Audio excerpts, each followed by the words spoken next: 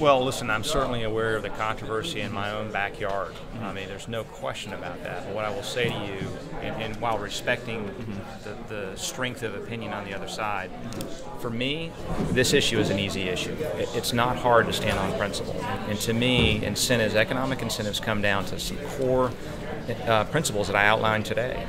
And so it really is fundamentally unfair to the vast majority of Floridians for us to continue to pick winners and losers. So that's not hard at all. And no matter how high the heat is, it's not hard.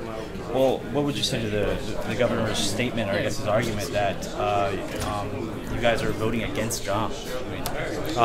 It's a respectful disagreement, and the governor's done a fantastic job on many, many issues, and his theme is let's get to work. He's done a fantastic job on many fronts. One of the items I mentioned today is an area of agreement, which is let's go hack away at the tax on commercial leases. We're the only state in the country that does that. It's tremendously anti-competitive. It is a bar to economic development. That's the kind of economic development, broad-based, that benefits all Floridians that we need to be focused on. So the hundreds of millions of dollars we're wasting on picking winners and losers needs to be transitioned over to broad-based tax reform that benefits everyone. What about when he's using his political committee to release polls, basically claiming to show that the voters of Florida are completely opposed to it?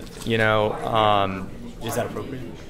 Sure, everybody can take a poll. We can take a poll and show you that it's unpopular. I will tell you that I think time is a friend. The longer I can talk about this issue, the more people that were not in this room today, and with respect to those that are directly affected in their industry, if you go to the person that's not in the economic development world, who's not either giving or receiving in this area, and ask them and explain to them what I explained to the committee and to the audience today, they're offended. And they should be offended, because this breaks an implicit promise. We don't have a choice to pay taxes.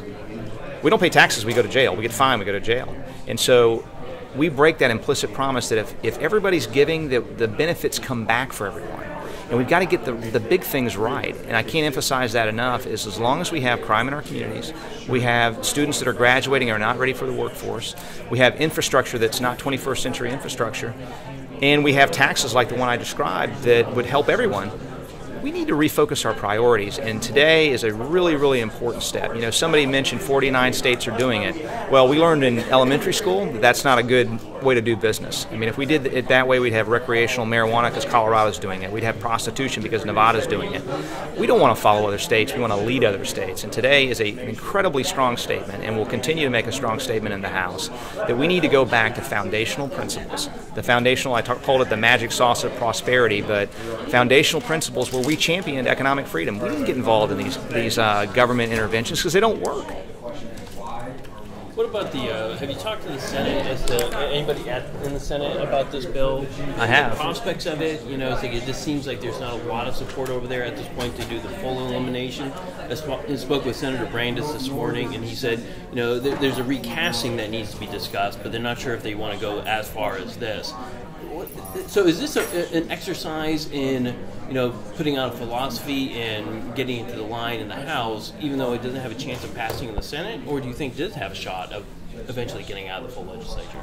I would say that we should never have the purpose behind our bill anything other than our principles, and I think that's what we're doing, and that's all we can do. We're one body. The Senate is obviously our partner in the other chamber, as is the governor in this process. We have to just stand strong on what we believe in, and that's what we're doing. And so, the process will take its course, and our leadership will get with their leadership, and we'll have an end product. I don't know what that's going to be, but I know where I stand, and I know where the House stands, and we're going to continue to advocate very strongly for this bill.